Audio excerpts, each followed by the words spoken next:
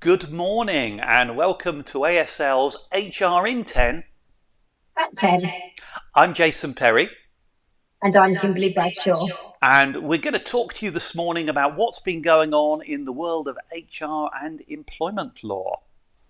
As always, never a dull moment. No, indeed. And Kimberly's favourite part of these sessions is we're live on YouTube. So if you have any questions, do please type them in and we'll do our very best to cover them while we're live on air. So, Kimberly, shall we start with we've talked so much about no jab, no job over the past few months, haven't we? Yes. I noticed the Equality and Human Rights Commission have made an interesting move. Yes, making it mandatory for care home workers to have a vaccine. Yes, well, you say making it mandatory, allowing it to be mandatory, I think is probably a better way of putting it. So they've come down on the side, as it were, of people like Barchester Healthcare and saying it will be okay for employers to make it mandatory to have the jab if you're working in the care sector.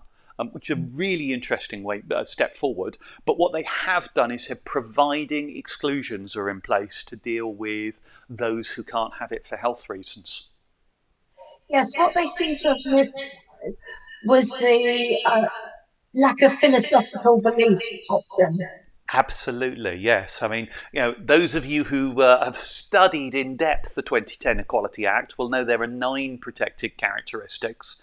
And I'm 100% with you. I expected philosophical beliefs to be in there too, because somebody might have, and I'm trying to think of what the reason would be. It appears there's no kind of religious basis for it that we can see so far. But there are people out there, and in fact I know of one, who has such a strong view on, I'm going to say, alternative healthcare, kind of homeopathic type elements.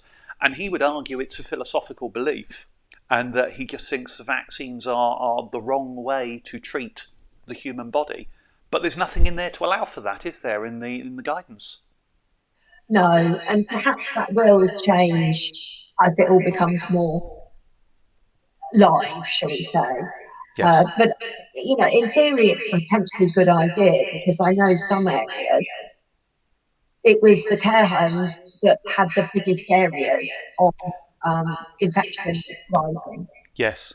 I mean, I personally think this is a very positive step forward. There's a difficult balance as many employers want to see the majority of their workforce vaccinated. And clearly the right way is through positive messaging and reinforcement and that whole employee engagement technique of communications. And if you get that right, then I think you'll get a strong take-up. But this step in the care sector, very, very interesting one to watch as it moves forward. Definitely, that also speaks to our favourite topic, which was winning hearts and minds. Absolutely. And on the subject of winning hearts and minds, a really important part of that, I feel, is social time and going down the pub, don't you think? You're referring to that tribunal case. I might be. I'm actually slightly concerned as to how this is being reported in the media. And I'm wondering whether or not it's coming out quite right. But when I first heard it, I heard this on Times Radio yesterday. And this chap was on sick leave and was seen by, I think, colleagues in the pub enjoying a pint. And oddly, apparently a cigarette as well. I'm assuming that wasn't in the pub because that would clearly be illegal on smoking legislation. But and he admitted having been to the pub on a couple of occasions, and they therefore fired him, as I understand it, on an honesty point because they believed he'd been dishonest because if he's well enough to go to the pub, then he was well enough to go to work. The summary I heard said that unless the contract of employment stipulates you're not allowed to the pub while sick, then the employer couldn't prevent him. And that... Yeah, I think that's taking it to the extreme, rather. I mean, when we first talked about it, my first thought was perhaps it's mental health. Yes, and this likewise. person to go out for social reasons to help their mental health condition.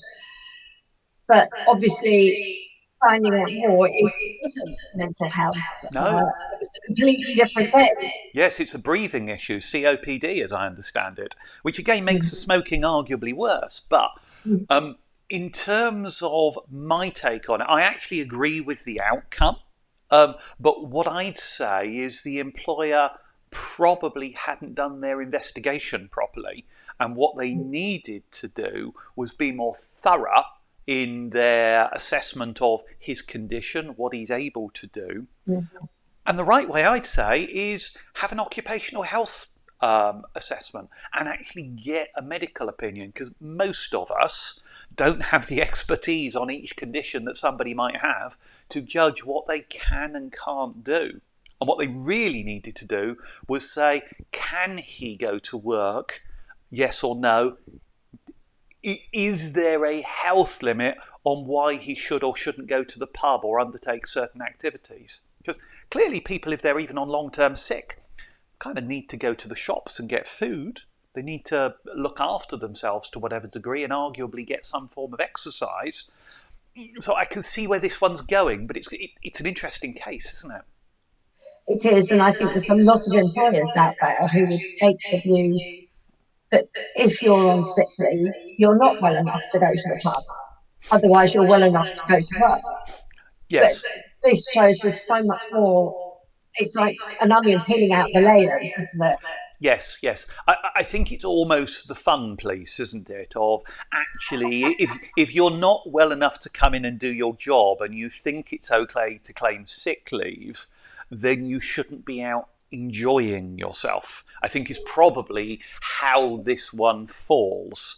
And if you were, then you're probably lying saying you shouldn't go to work. But the assessment really is about understanding the person's condition, understanding what they are and they're not able to do medically. And there is only one way of doing that, and that is by having an occupational health assessment. And that stresses the importance of getting your contracts of employment right and having those clauses within the contract of employment, within your policies, to allow an employer to seek medical opinion and get an OHS provider in, doesn't it? Absolutely. Yes. Shall we move on a little bit? I know you've been particularly keen. The new government announcement on single body for worker rights. I think this is a great move, making it so much easier for people to know where to turn to. Yes. I think a lot of people are aware of ACAS, Hmm. but they're not aware of the different, like the gangs and some of the other bodies that are out there that can help people. Yes, and do you know, the biggest one we see so often now is minimum wage. And there have been so many cases. We saw the one a couple of months ago, wasn't it, in Leicester in the textile industry, where there were workers arguably working at around £3 an hour or something, if I recall correctly. And it was a kind of crossover between minimum wage breach and almost modern slavery act of people being forced to work in these circumstances. And what this change does is it brings pretty much all the bodies together that regulate, employee rights. So we deal with things by the looks of it like the Gangmasters Authority, Gangmasters Licensing Agency, the minimum wage legislation, the Modern Slavery Act, the Employee Agency Inspectorate. There's so many of these, and actually putting them into one place so you don't have multiple sources of investigation. It's got to be good, hasn't it? Yes, I mean, it really does help employees that understand their rights and what they can and Yes. can't do and how to get help.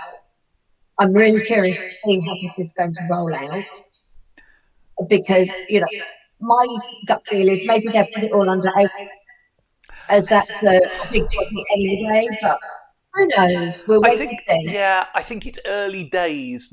This was an announcement I saw within the past couple of days. So I think we've got to watch this one with interest, but it's got to be a good forward step. So wait and see, and we will keep you updated. We've got just a few seconds left. This is HR in 10, and we're trying to do this in 10 minutes. Anything? There was something else you wanted to pick up on, wasn't there, Kimberly, before we wrap up? Yes, I wanted to touch on what you were talking about yesterday about companies that have put racial equality policies in place and Yes. the benefit that they have seen as a result of that.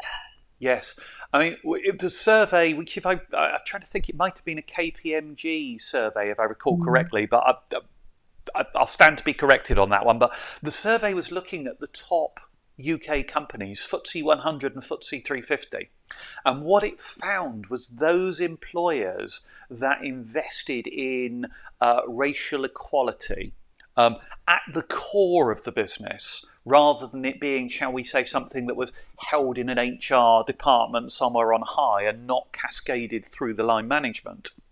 Those companies that embraced it and invested in it were achieving 60% higher revenues than those that were not. And that was a staggering figure.